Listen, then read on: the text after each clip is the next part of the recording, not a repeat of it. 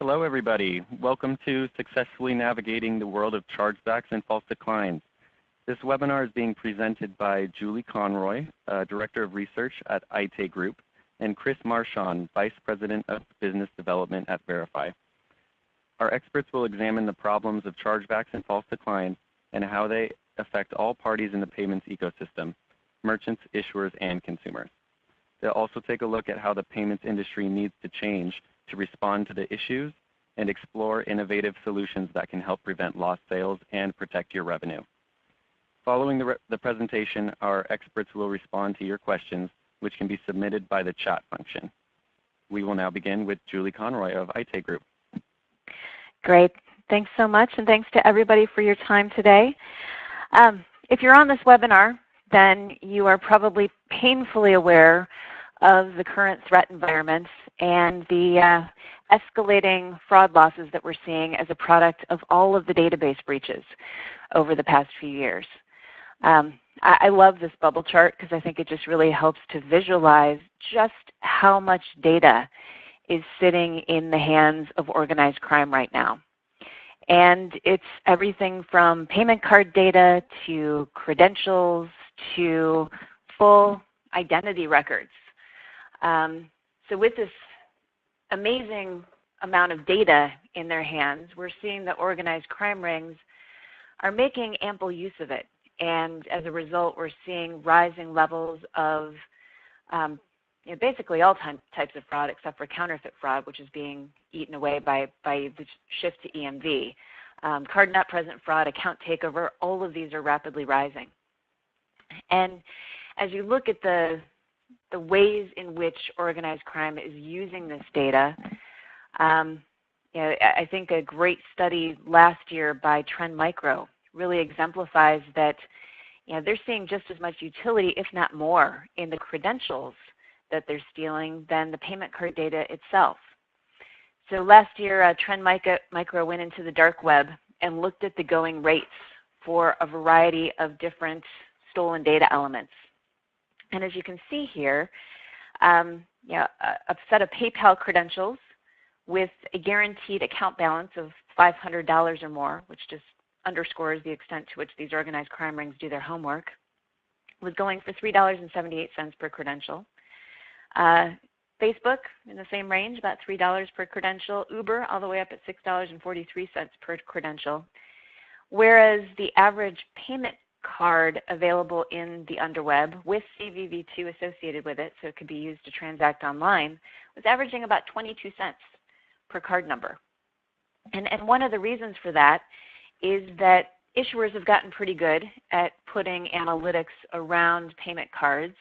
And so when a payment card is in a breach, you can put some risk controls around it. If you see anomalous behavior, shut it down.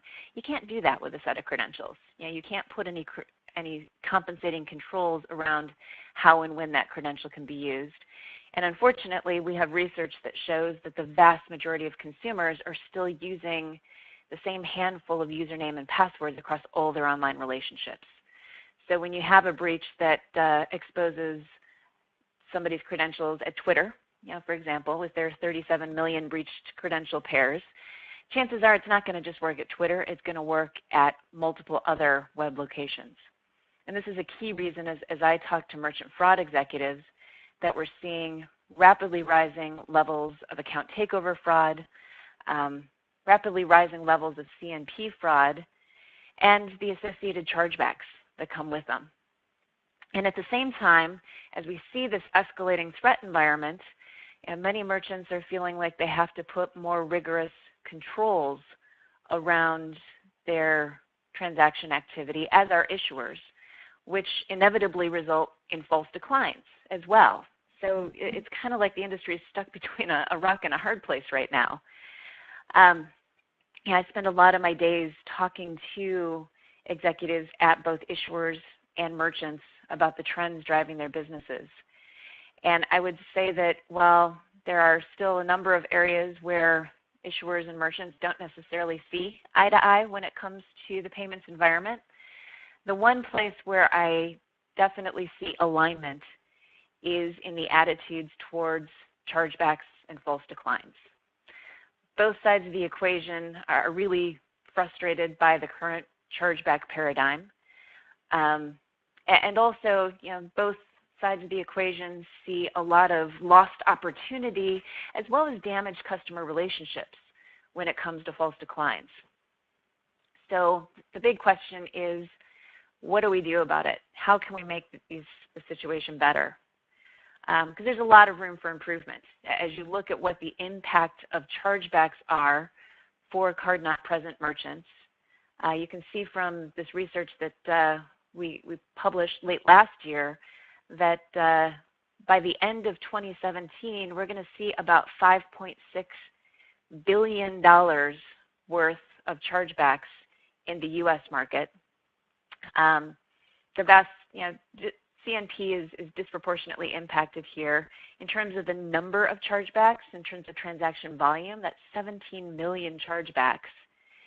And, I talked at the outset about organized crime and how they're a key player in this, but they're not the only ones responsible for chargebacks by any means. You have a small proportion of chargebacks that really are fulfilling the purpose of chargebacks and why we have chargebacks in the first place, which is allowing consumers to resolve disputes with merchants. And then we also have a big portion of the population of chargebacks that is friendly fraud. It is consumers knowingly charging back even when they have received the benefit of the services. As I speak with folks in the digital goods space, many of these merchants estimate as much as 75% of their total CNP fraud is due to this friendly fraud. And the obvious example there would be, little Johnny racks up a couple $100 worth of gold coins on his game of choice. His mom sees the bill at the end of the month, says, "My son couldn't possibly have done that," and charges it back. So that's another rising phenomenon, another big pain point for these merchants. Merchants aren't the only ones that think that chargebacks are really painful. So as I talk to issuers about the impact of chargebacks on their operations, just the contact center costs alone associated with chargebacks are astronomical. So as you look at the volume of chargebacks that we're going to see this year, around 17 million, the average contact center call time to take in that chargeback dispute from the consumer is about 13 minutes. So as you look at what that equates to in terms of the contact center costs for the issuer on a per year basis, this year it's going to, just bringing the chargebacks into the bank is going to cost issuers about $2 billion. And that doesn't take into account all of the back-end processing time to actually process the chargeback.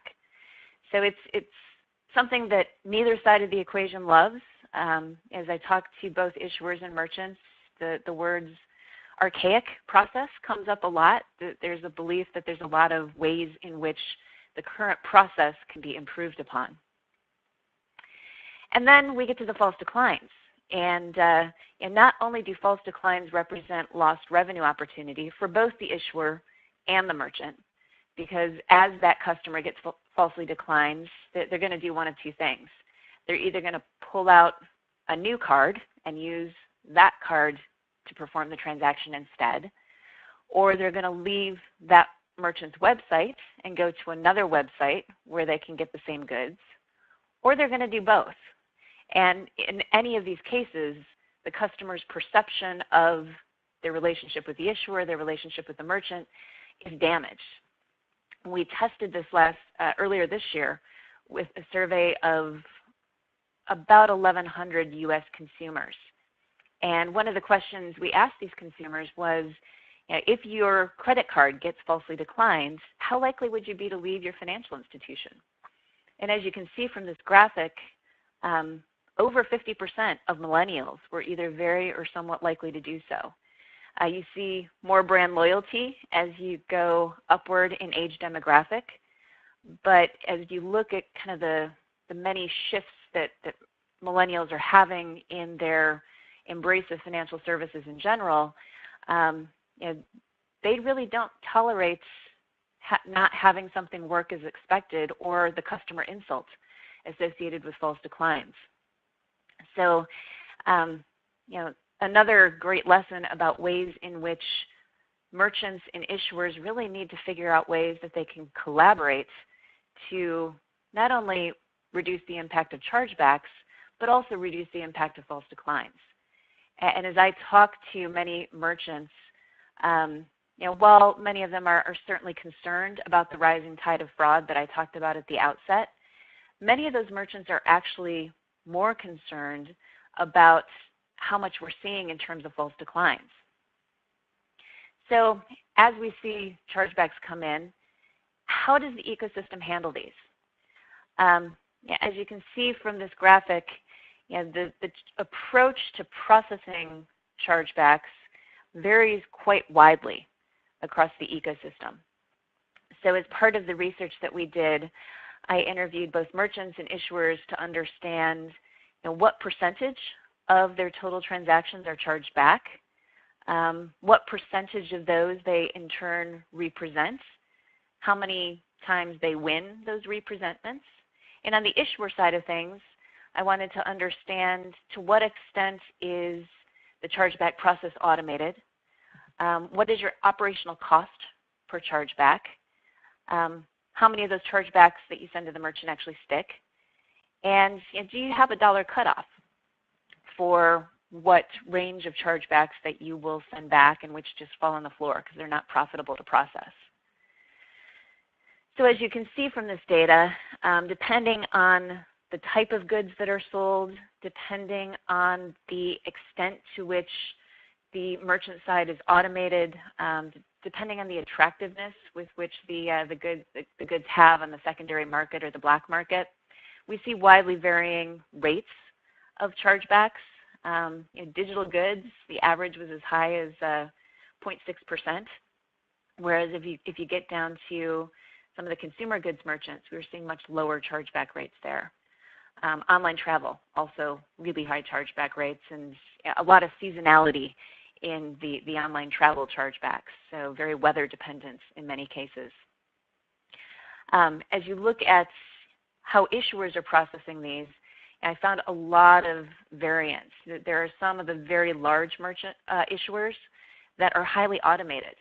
And because they are so automated, they will process almost all of the chargebacks, right down to anything that's as low as $1 or $3 because their incremental cost per chargeback is so low.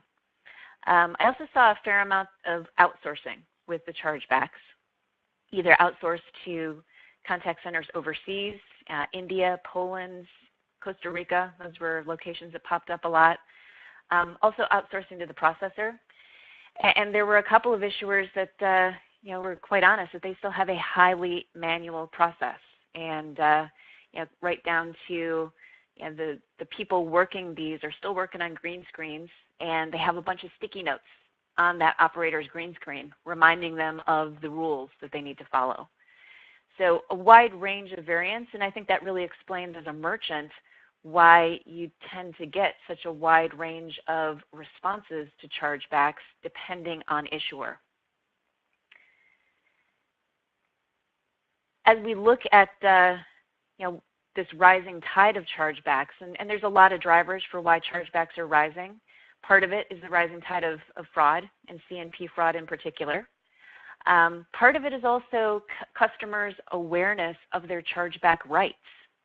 So this is a concept that came up many times in my conversations with merchants, especially around friendly fraud, where typically and historically we've seen that friendly fraud tends to ebb and flow with recessions. In a time of recession, you tend to see folks kind of pushed over the edge to do things they wouldn't otherwise have done. And then as the recovery starts to take hold, the friendly fraud starts to recede a bit.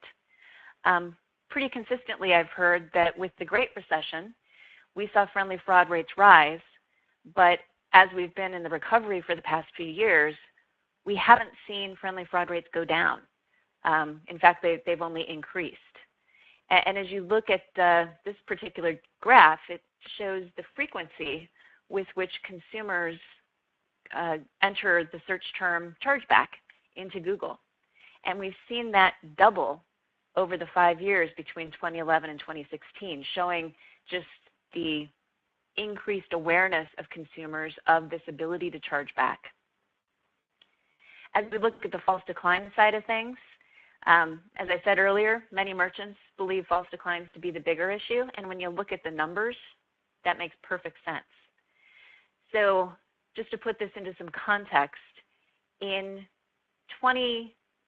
the end of 2016, the U.S. market had roughly $3.3 billion worth of card-not-present fraud.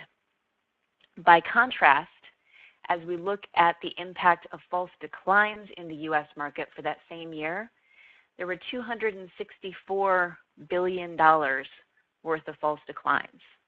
Now that number also includes point-of-sale declines, but when you consider that the approval rate for payment cards at the point of sale is around 97%, and this card-not-present approval rate is somewhere between 80 to 85%, that means that the false decline issue disproportionately impacts CNP.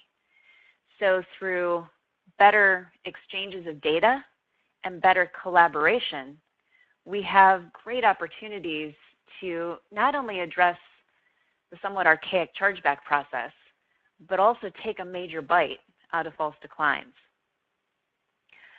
So as we look at some of the key takeaways here before I turn it over to Chris, there's not a question of whether this threat environment is going to continue to escalate. Unfortunately, we continue to see at least a data breach a week in the headlines. There's not a lot of disincentive for fraudsters. These organized crime rings purposely spread themselves across geographic boundaries, and it's very hard to get prosecutions. And so we just see more and more fraudsters joining the ranks. Similarly, on the friendly fraud side or the opportunistic fraudster side, there are very rarely any consequences to them for that behavior. They're not going to see law enforcement pounding down their door. If they are repeated abusers with the same card and the same merchant, eventually their account will probably get shut down, but it takes a number of offenses before that happens. As I talk to issuers and merchants, there's clear agreement that the current very manually paper-laden chargeback process is broken. But the path to fixing it within current constructs is not really clear at this point. So as we look at our opportunities to address both the chargeback issue as well as the false decline issue in the near term, it really is going to require a lot more collaboration among merchants and issuers, and opening of dialogue, both via informal channels as well as looking to how technology can facilitate that ongoing dialogue. So with that, I'm going to turn it over to Chris, who can talk about some of the ways that Verifi can help here. Excellent. Thank you very much, Julie. And that's a lot of great information and great statistics. Hello, everyone.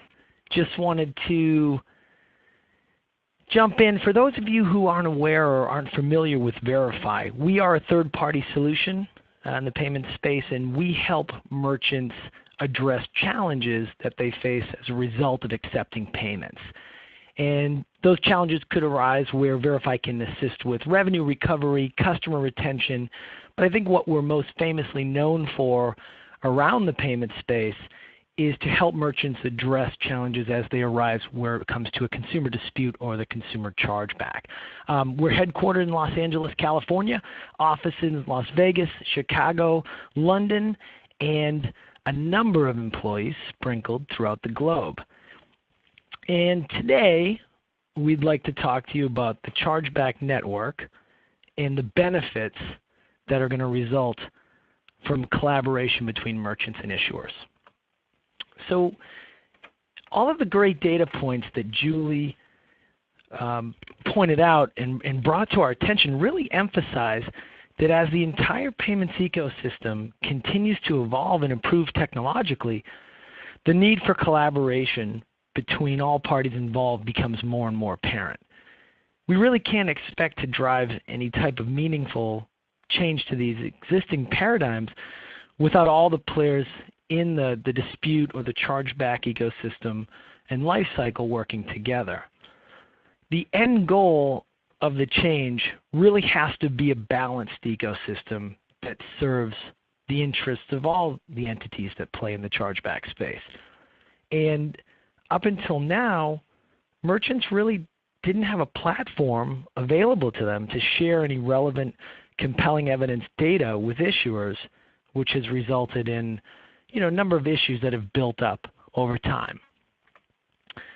And so if we look at what this lack of data sharing has caused and what the implications are, it really has created a lack of transaction transparency and cardholder descriptor confusion, which delivered these unintended negative consequences for everyone involved. And we'll kind of break this down between merchant, issuer, and cardholder. From the merchant side of the house, the consumer will bypass the merchant, and then it leaves them in a completely reactive position. And this really takes the merchant out of play, and they have no ability to share what's happened between them and the consumer at that point. In this reactive position, the merchant has two choices after a chargeback is filed. They can accept that chargeback, or they can choose to represent and fight that chargeback. On the issuer side of the house, the issuer engages with the consumer. It's also their customer since they're issuing the credit or debit card, but it's difficult for them to validate the concerns, and they have a limited ability to provide clarification on these transactions. They're somewhat left in the dark here, and if they can't validate the concerns, this is where the consumer starts to understand, okay, if I go to my issuing bank and I say these particular things and I make these claims, I'm going to get my money back. This lends to some of the statistics Julie presented around friendly fraud being on the rise. The other thing with this lack of shared data is that the issuer is only able to hear one side of the story. So it's hard for them to make an objective decision based on only hearing from one party involved. On the cardholder side, this really gets down to that descriptor confusion that I mentioned. The cardholder is going to log into their mobile app, their online statement, and they're going to see a charge that maybe they don't understand. And so this immediately causes concern that, hey, was there a data breach? Was there an account takeover of my account? And you saw all the stats at the beginning of this presentation around how robust and how much data is out there. This is going to cause that emotional knee-jerk reaction to call their bank and choose the path of least resistance to get their money back. It really instills that sense of fear in the consumer. Now, if we look at the flip side of the coin and what some of the benefits would be with a network that allows to share data, and we'll go through the same entities involved. From the merchant side of the house, there's going to be less disputes entering the network. This will amount to lower costs, both from an operational standpoint, from a payment processing fee standpoint. There'll be increased sales. This is where we can increase the consumer trust, right? More trust, more loyalty, that's going to lend itself to those increased sales.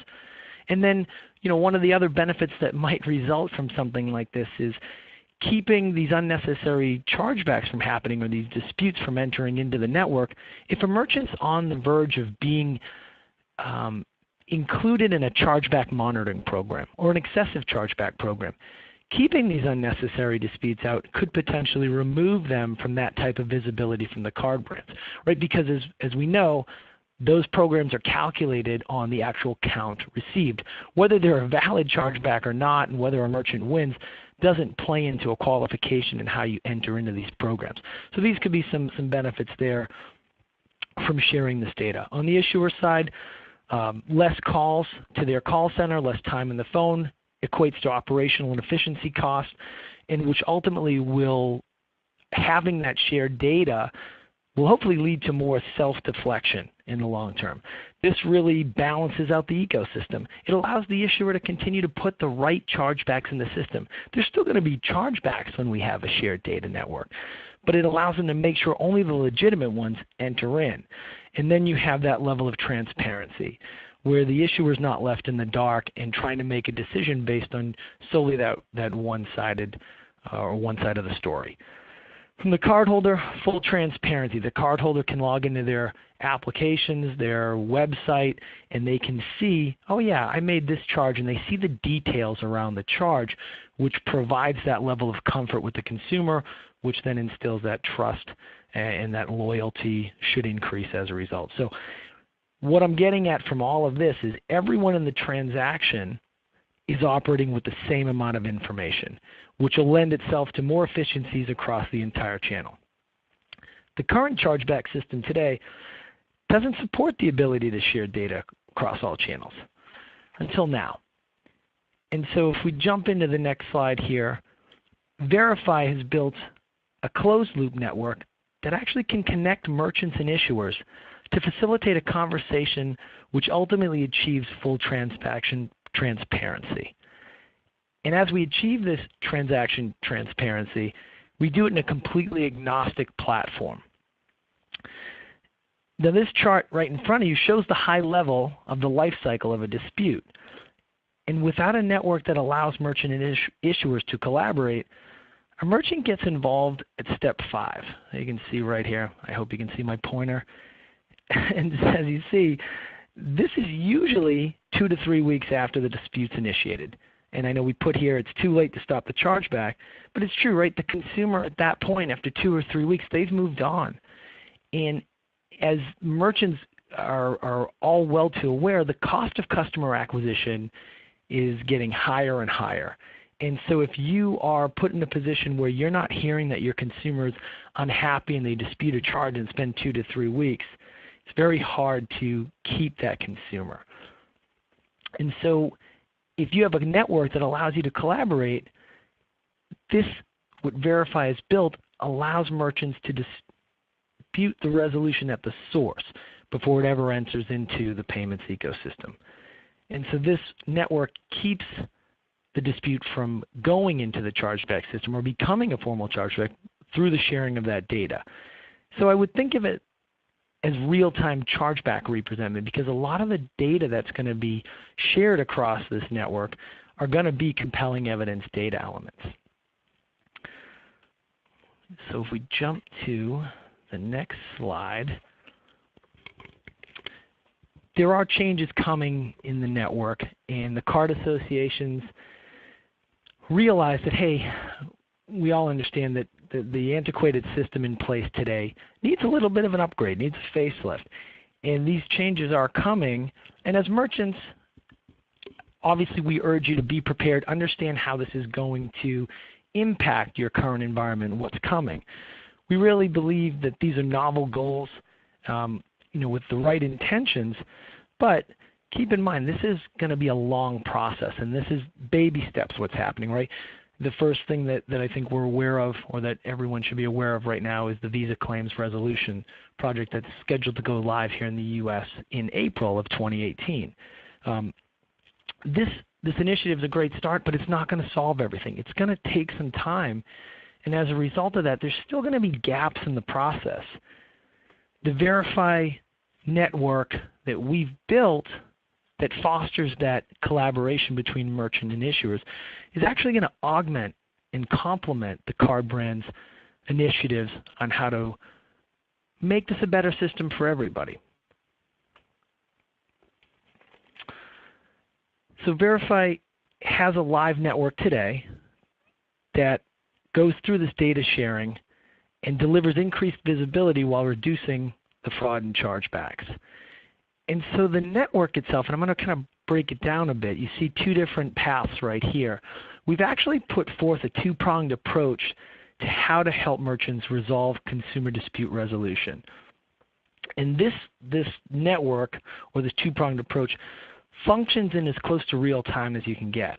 The first prong goes to the fact what we've been speaking about so far, which involves the data sharing between the merchant and issuer. The goal is the chargeback deflection, but ultimately protecting the merchant's revenue. And the way this happens is merchants are going to use the existing compelling evidence data elements that they have that gathered through the transaction between them and the consumer, but they're also going to provide things like shipping information, SKU level data, CRM data, that's going to provide that visibility for all the parties to make sure that we can help alleviate some of the descriptor confusion for the customer. We can make sure the issuer has the right information. And hopefully, as you see at the top of this slide right here, or the top arrow set, the chargeback is going to be deflected when there is a way to remind the consumer what this is, where they purchased it, when they purchased it, how they purchased it. If that doesn't work and there's still a legitimate chargeback that needs to be filed, the second prong of this approach goes where it provides a notification to the merchant while the issuing bank actually puts the dispute on hold for a period of time to allow the merchant to interact directly with the consumer and try to resolve this. Again, both of these merchant and issuer collaboration solutions happen before the existing chargeback process begins. And so if we jump into data sharing, Verifi, as a result of being in this space for quite some time, we launched the Cardholder Dispute Resolution Network back in 2007. So it's been around for about 10 years, and we have been hearing from our merchants and others out in the payments industry for the need to share this data. And the most common thing we would get is, hey, CDRN is great. It allows us to connect to these card issuing banks, but we have information, we have data that we would love to share through that network that would show that these are legitimate transactions. These shouldn't have been chargebacks, which that lends itself to all kinds of levels of efficiencies across the entire network. And so that's really where the modern day or the next level of merchant issuer collaboration came into play, where Order Insight was born. And through widespread adoption of this type of a platform, we're going to create a new paradigm to improve the antiquated systems currently in place today for all the parties involved. Having access to that robust merchant CRM and order information that is updated near real time just extends tremendous value across all of the entities that get involved in this particular process. Another thing that merchants want to understand through this is today they put such a large focus on customer experience, which they should. That's a big part of keeping the customer, creating the loyal customer, increasing the customer spend. But the merchant can only extend their vision of their customer experience in the environments that they can control. Now having access and collaborating across this network, this dispute network, and having access to an issuing bank channel, merchants can actually extend their influence or their customer experience to a channel that they previously didn't have access to, which I think offers a tremendous amount of value and plays into, as they spend on that customer acquisition, how do they keep that customer? So this next slide here is going to dive into the benefits of the shared data, broken down really by cardholder, merchant, and issuer. And I know we touched on some of this earlier in the slide. This is going to be a little bit more involved. But when we look at the cardholder, right, we have the web or the bank's mobile app or the web statement where they're going to be able to see this information. So if they have questions about a charge, having the information, the sharing data will allow them to look at the information provided, like I mentioned, the SKU data, the shipping data, the CRM data, that lets them essentially self-deflect and go, oh yeah, I remember what that charge is. This will cause less interactions for the cardholder with the issuer, right? And so that lends itself to the next phase, what's the value for the issuers? These less interactions are going to create the operational efficiencies in the issuer side of the house.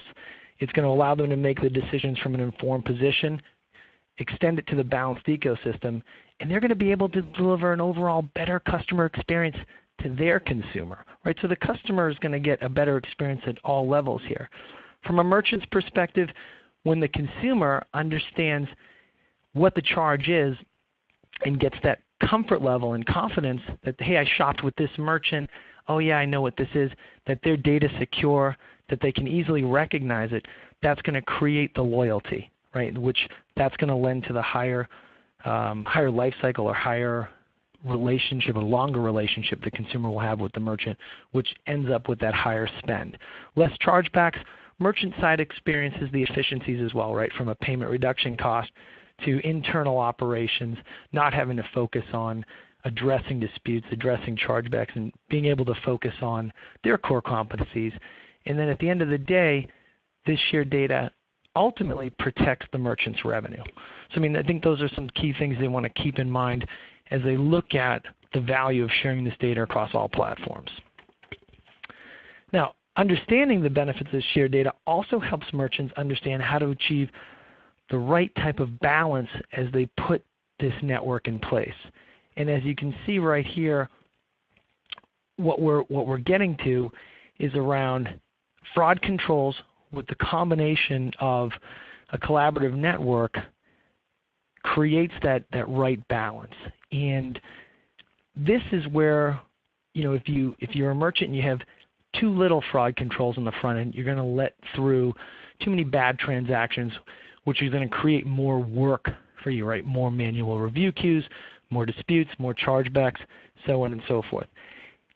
If you have your fraud controls turned up way too tight at the beginning of the transaction in the authorization phase, you're going to prevent a lot of fraud. You might be able to prevent all the fraud, but you're also going to eliminate a ton of good sales, right? And that goes into what Julie was talking about on her slide, and you saw the millennials be ready to jump and switch to another card and another merchant and so on and so forth. And so what happens is, turning it up too tight, you're turning away all these good sales.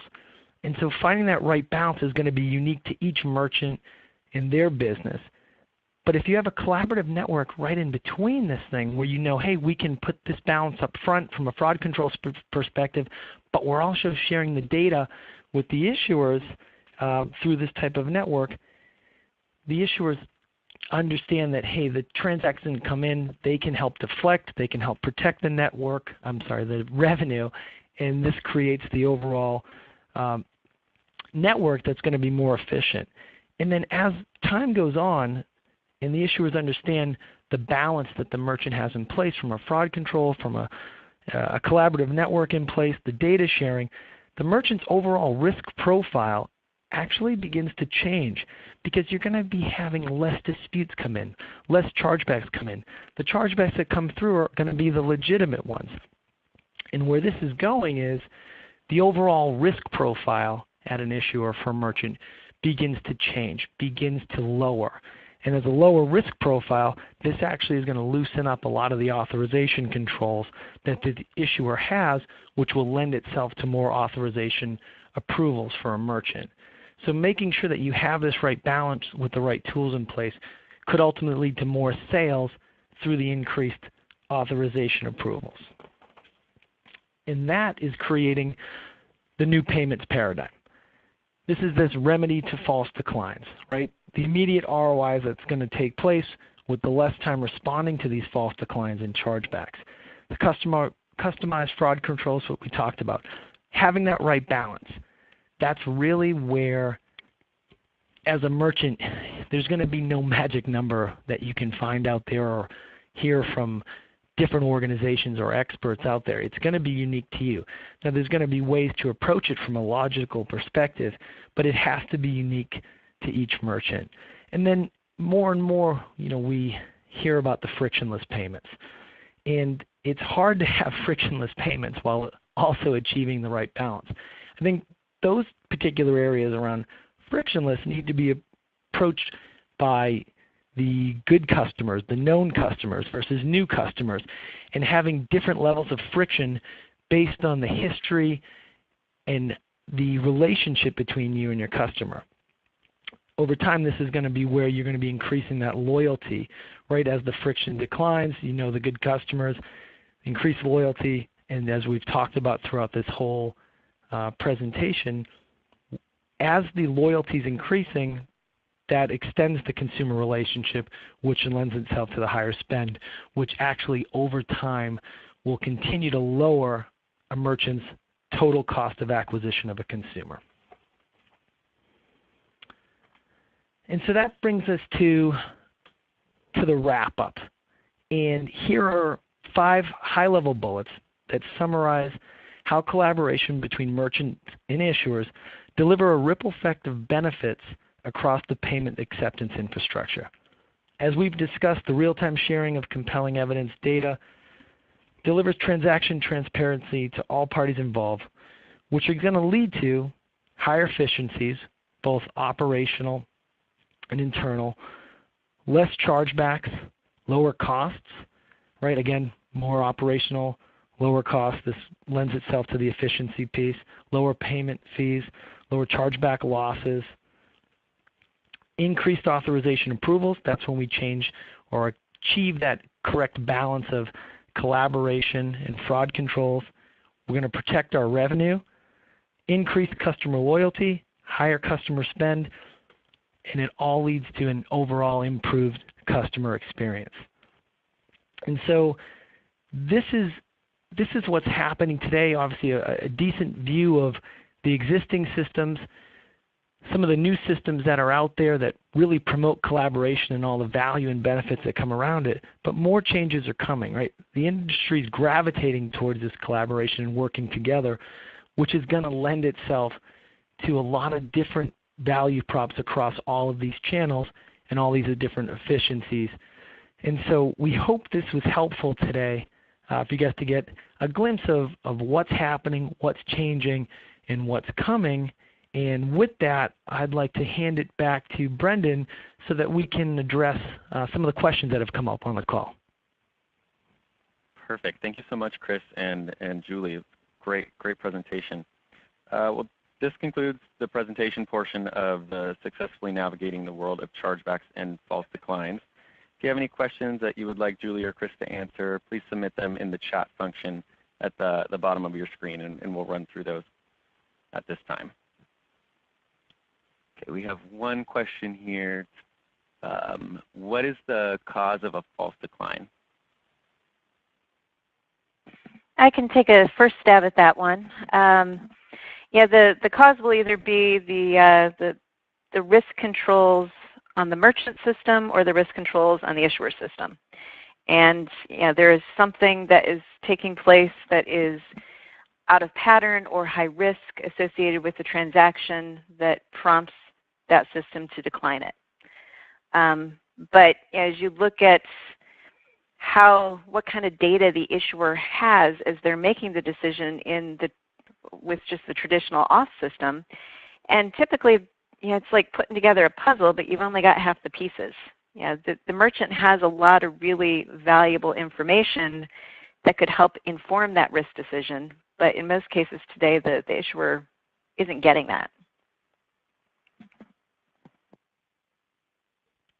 Thank you, Julie. We have another question here. Does Verifi work with existing card processors? Is there communication for that? And Chris could probably answer this one. Yeah, thanks, Brendan. So today, Verifi does work with all the major payment card processors and payment acquirers in the space and has integrations with them. So the ability to communicate back and forth and work with them on behalf of merchants already exists, and that infrastructure is in place today. Great. Thanks so much, Chris. Here's another question. Does Order Insight fight fraud? The current CDRN is mostly non-fraud. Good question. So Order Insight is going to be able to tackle both fraud and non-fraud. And what I mean by that is if the merchant is participating in this collaborative network and they're sharing these compelling evidence data elements and things like shipping and CRM and SKU data, the issuer now is going to have that information when the consumer reaches out to them to begin that dispute process. By having that information and the consumer having it available to them, they're going to be able to identify really quick, is this fraud? Is this non-fraud, right? Is this a case of descriptor confusion and the customer doesn't know what the transaction is and this reminds them, or as Julie brought up little Johnny earlier in the presentation, it reminds them, hey, my kid just made all these purchases. Okay, that's a legit charge. I need to handle this inside my house. Or they're going to understand, hey, this really was fraud. This is an account takeover. This is a result of a breach. Something else is going on. And so Order Insight is going to be all-encompassing for merchants and going to handle not only digital but physical goods, tangible versus intangible. It's going to handle everything. So it's not going to limit itself in the scope of how it can help a merchant, fraud, non-fraud, whatnot. It really covers everything. Perfect.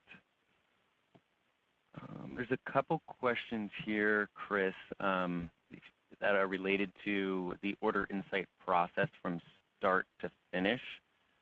High-level overview of that. If you wanted to run through that one last time, that might be a good answer to this question.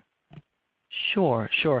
I know we only got about 10 minutes here, but I'll try to keep it high level. So as a merchant decides to participate, they're going to share this data that I've been explaining, which really I think if people want to understand where it starts from, think about the compelling evidence data elements as the card brands identify what's usable when building a representment. There are going to be other pieces of information such as CRM data, such as shipping data, such as SKU data that's going to be included in this.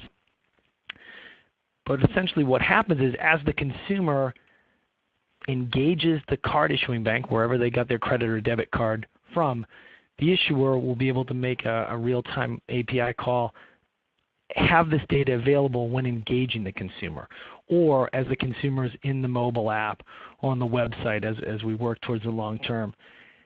And the data is going to present itself by the transaction. If you think about today when you log into your mobile app or your website, you get one line item per charge, per transaction. And that line item includes a date, a dollar amount, a descriptor, some 22 characters that the merchant can fit into the transaction. And that's it. It does have like a little plus sign, at least my card does, where I can click the plus sign to expand, but when I expand it, all it includes is the amount of loyalty points that I've earned for that particular transaction.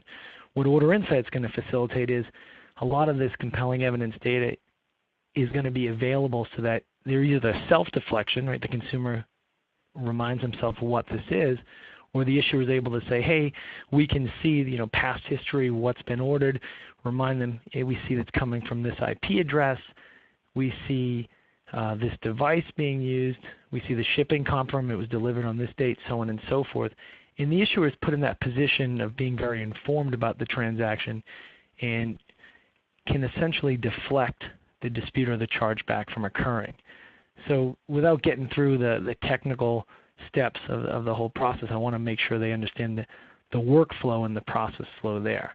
As I talked about this two-pronged approach to merchant-issuer collaboration, should the dispute be legitimate and the issuer needs to push down the formal channels, the merchant does have one more chance to resolve directly with the consumer as they go through the CDRN notification process.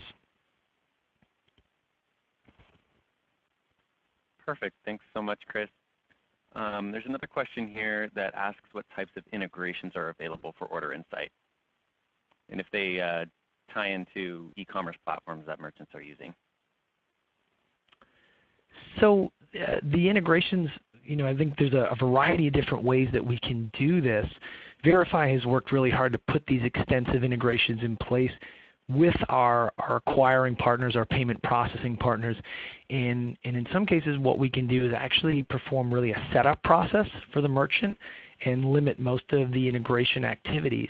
If a merchant wants to get into a robust integration, we do have APIs available where they can code to and be able to supply that data via the API calls.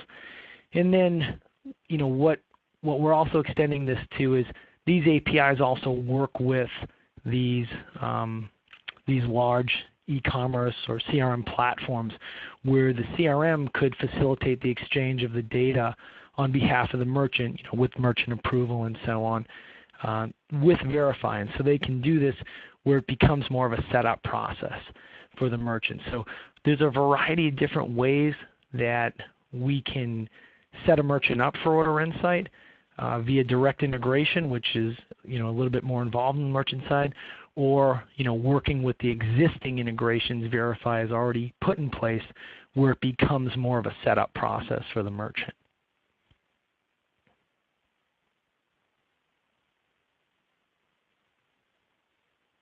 Okay, we have another question here, I think for Julie. What is Visa claims resolution, and what does it mean for me as a merchant? So Visa claims resolution is a new set of reason codes, some adjustments to the time frames with which a chargeback has to be processed. So that it's really kind of an effort to streamline the chargeback process. Yes, fundamentally, it doesn't change the bones of the chargeback process. A lot of that stays the same. For you as a merchant, one of the most significant things is, there's a new set of time frames that you're going to have to be able to respond within, and they're shorter. And then also from a reason code perspective, this is something your processor or acquirer has been working on for quite some time, likely, making sure that their systems can pass along the data in the requisite ways. So it is something, if you're not familiar with it, you do need to contact your processor and understand what that's going to mean for you on a day-to-day basis, because come April 2018, there will be changes. Thank you, Julie. Another question I have here is what kind of IT costs and resources are involved on the merchant end in implementing a service like this? So that's going to be, a little bit more unique merchant by merchant. Some merchants have larger dev teams, some have smaller, some outsource. I think that's a hard question to answer right now, just given the different ways a merchant can connect and use the Order Insight solution. But happy to talk offline. Whoever asked that question, my contact info is right there. Feel free to shoot me a note and we can talk about your particular situation and give you a little bit more an accurate answer. Not that I don't want to answer it now. I just don't want to. I think there's a variety of different costs and time frames that go in, and they're going to be very unique to the merchant. We've had some merchants sign up and integrate very, very quickly, and others have taken a little bit longer, and there's different factors in each of them. So happy to discuss a little bit offline if you want to ping me.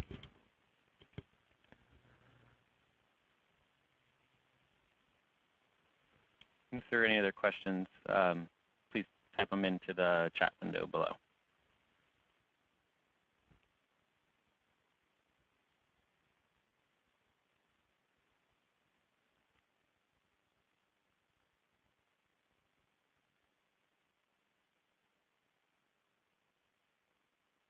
One right here for Chris. Is Verifi able to settle disputes instead of just acting on a notification? So I think the question is around, do we have the ability to represent a chargeback and recover revenue on the merchant's behalf? And if I'm going in the right direction, the answer is absolutely yes. We do offer a full complement of ChargebackRepresentMe and can manage the responsibilities on behalf of the merchant. ChargebackRepresentMe is actually the solution the company was founded on back in 2005, and so we're doing this quite a large amount of representments on a monthly basis for a lot of very large, well-known enterprise-level merchants. So yes, a lot of experience there, and we've done very well in this particular solution at recovering revenue for merchants.